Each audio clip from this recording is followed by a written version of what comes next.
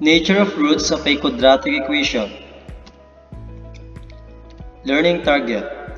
I can determine the nature of roots of a quadratic equation using its discriminant.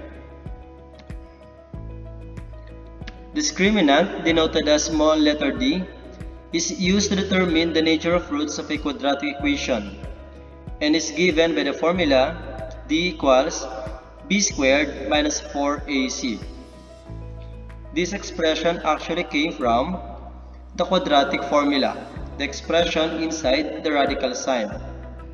It is called discriminant because it discriminates quadratic equation. It tells us the nature of roots that the given equation has.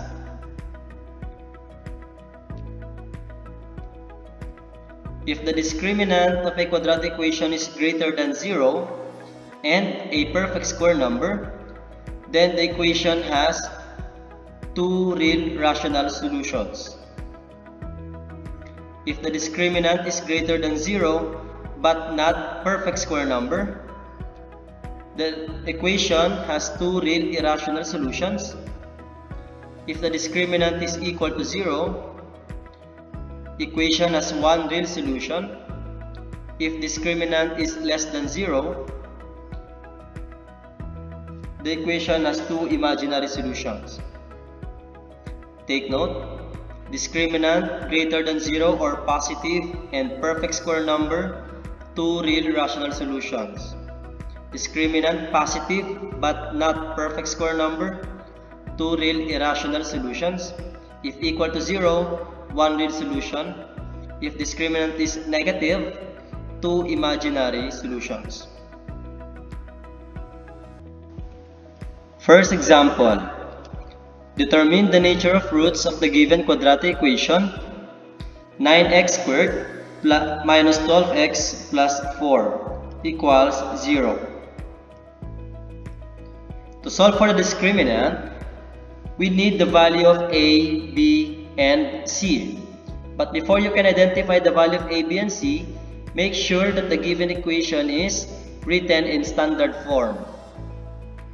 In our given equation, it is already written in standard form, and the value of a is 9, the value of b is negative 12, and c is positive 4. Use the formula d minus equals b squared minus 4ac. Substitute the values of a, b, and c, so we have negative 12 squared minus 4, a is 9, and then c is 4. Simplify. Negative 12 squared is positive 144. Negative 4 times 9 is negative 36 times 4, negative 144. The value of discriminant is equal to 0. What does zero discriminant means? Zero discriminant tells us that the given equation has one real solution.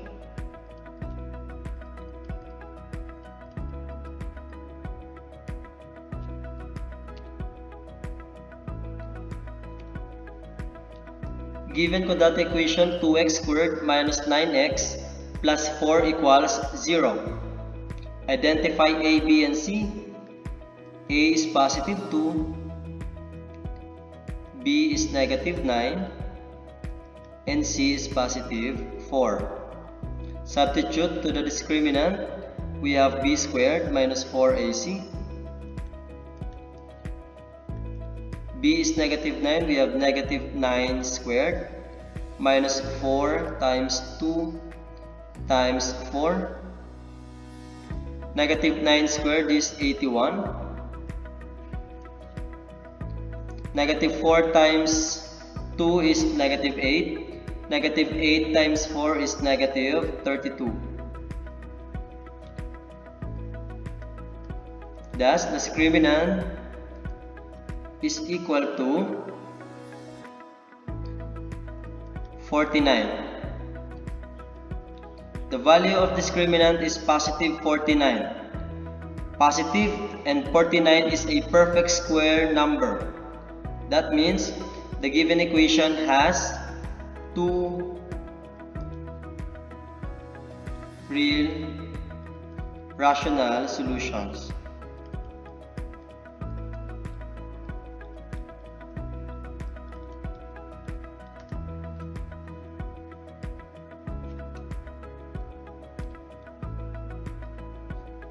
Third example, given quadratic equation 2x squared plus 5x plus 4 equals 0, where a is positive 2, b is positive 5, and c is positive 4. Substitute to our discriminant b squared minus 4ac. b is 5, so we have 5 squared minus 4 times 2 times 4. 5 squared is 25. Negative 4 times 2 is negative 8. Negative 8 times 4 is negative 32. The value of discriminant is 25 minus 32 is negative 7. Discriminant is negative. This means that the given quadratic equation has two imaginary solutions.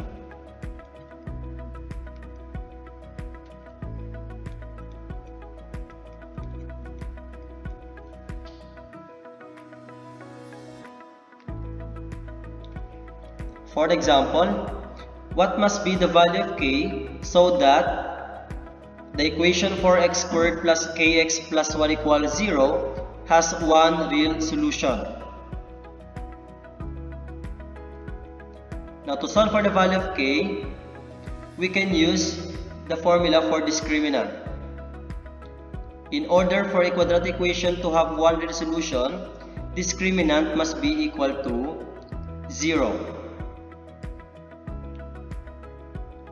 So, using the formula b squared minus 4ac,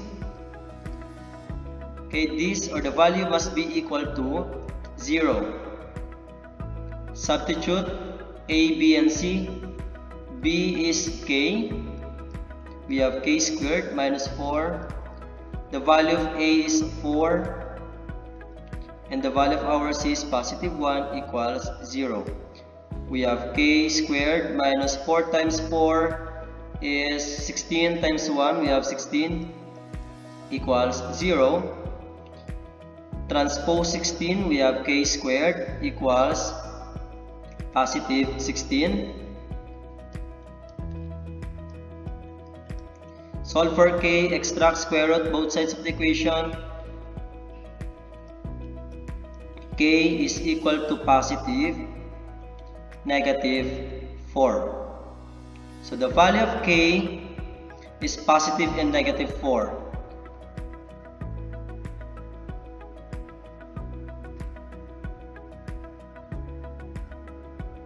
Thank you for listening.